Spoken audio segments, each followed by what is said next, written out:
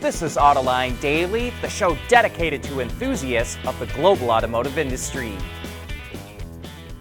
General Motors reported its third quarter earnings, and they were substantially better than a year ago.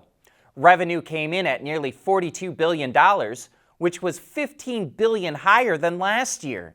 It posted an adjusted EBIT profit of nearly $4.2 billion and a net profit of $3.3 billion, which was a 7.9% profit margin. Earlier this year, GM had nearly 95,000 vehicles in inventory that it could not sell because they were missing computer chips. Now those vehicles are getting the chips that they need, which helped the company boost its top line. Also, in a letter to shareholders, CEO Mary Barra says they're going to boost production of the Bolt and Bolt EUV from 44,000 this year to 70,000 next year. She says in the third quarter, GM captured over 8% of the U.S. EV segment. Speaking of GM, we all know that an electric Corvette is coming. Even GM's top executives have acknowledged that, but now we may know exactly when it's coming out. Auto Forecast Solutions reports that the Corvette EV will go into production in May of 2026, less than 4 years from now. But here's the big surprise. It will not be built at the Corvette plant in Bowling Green, Kentucky. Auto Forecast says it will be made at GM's Grand River plant in Lansing, Michigan.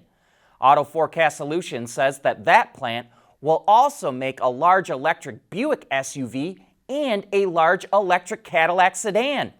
And we fully expect the electric Vette to be an SUV in a move to expand the brand.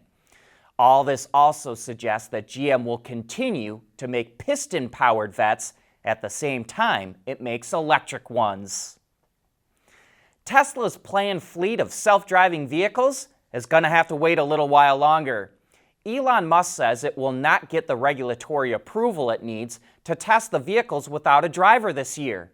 The automaker's full self-driving, or FSD software, is still just a Level 2 system that requires the driver to take over at certain times. Tesla is supposed to come out with an update to FSD by the end of the year that will expand its capabilities. It will still require a human behind the wheel, but the driver won't have to touch the controls as much.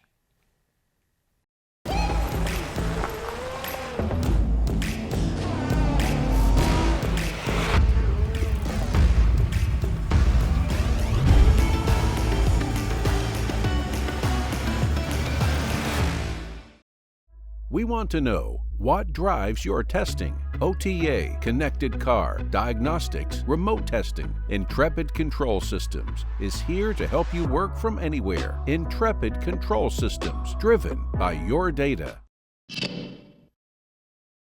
Toyota revealed the second model in its bZ lineup of all-electric vehicles, the bZ3. The sedan was co-developed with BYD and FAW because it will be produced by and sold through the Toyota FAW dealer network in China.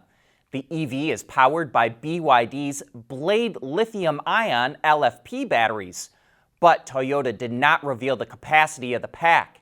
It did say it has an estimated range of 600 kilometers, or nearly 373 miles, based on the Chinese light-duty test cycle. Toyota also claims the battery will retain 90% of its capacity after 10 years.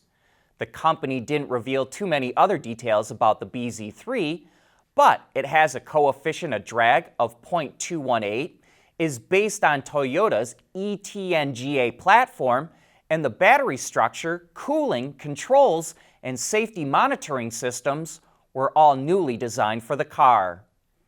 And Toyota is also revealing more details about the Crown sedan that's replacing the Avalon in the U.S. It's available in 3 trims, and it's offered with 2 hybrid setups. It comes standard with a 2.5-liter 4-cylinder that's paired with 2 electric motors and an electronically controlled CVT, which gets an EPA estimated 41 mpg combined. The other hybrid powertrain pairs 2 electric motors with a 2.4-liter turbocharged four-cylinder that's mated to a 6-speed automatic. It has an EPA estimated 30 miles per gallon combined. The new model is also getting delayed. When Toyota first revealed it back in July, the company said it would arrive at dealerships by the end of the year. Now Toyota says it's expected to arrive at dealerships early next year. The Crown starts at just below $40,000, and the top Platinum trim starts at just over $52,000. Honda continues to expand its battery swapping business. The company already offers portable swappable batteries for motorcycles and other mobile products. And now it's making swapping stations for those batteries, with the first one beginning operation today in Japan. When a user wants to make a swap, they just have to tap a panel on the top of the station with a special card, and an LED display will indicate which battery is charged and good to use. Users make payments through the same system, which is managed by Honda's PowerPack cloud system. At Schaeffler, we pioneer motion. Electrifying mobility, manufacturing smarter, reducing CO2 emissions, making energy production clean. Schaeffler pioneers motion to advance how the world moves.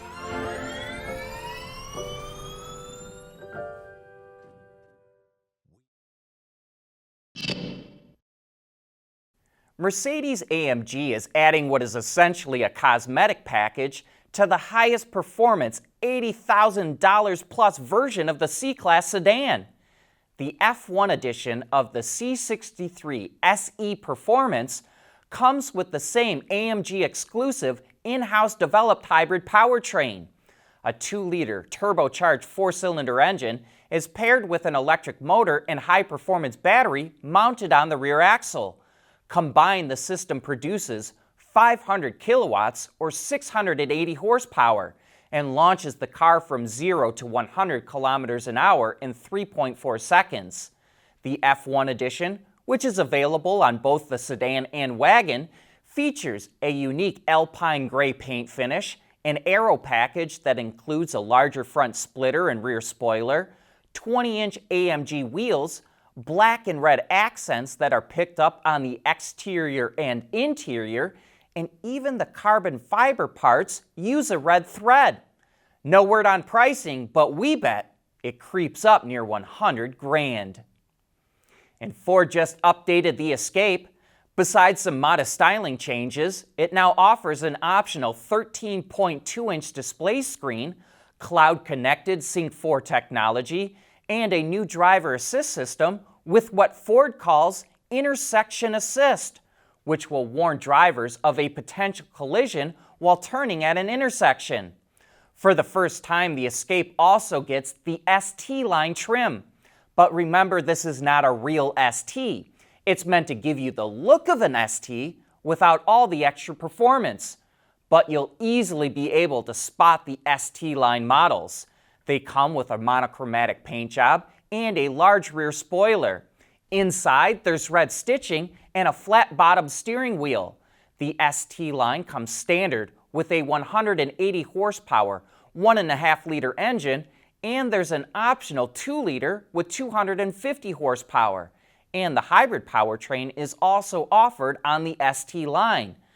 But there's now a plug-in hybrid available for the non-ST models with a 2.5-liter Atkinson cycle engine and 210 horsepower and 37 miles of electric range. Interestingly, there's a charge mode where drivers can use the engine to recharge the battery while they drive, so they can drive in electric mode later. The updated Escape will go on sale early next year. And remember, the Escape is the same as the Kuga in Europe, so we'd expect to see the same changes.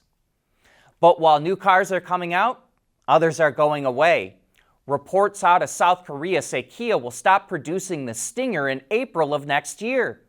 Despite a refresh in 2021, it only sold about 13,500 Stingers last year and less than half of that so far this year. As of right now, there's no replacement in the pipeline. But that's it for today. Thanks for watching.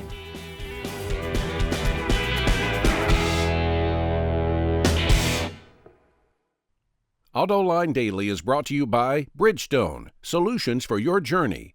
Intrepid Control Systems, over-the-air engineering, boost your game. And by Scheffler, we pioneer motion.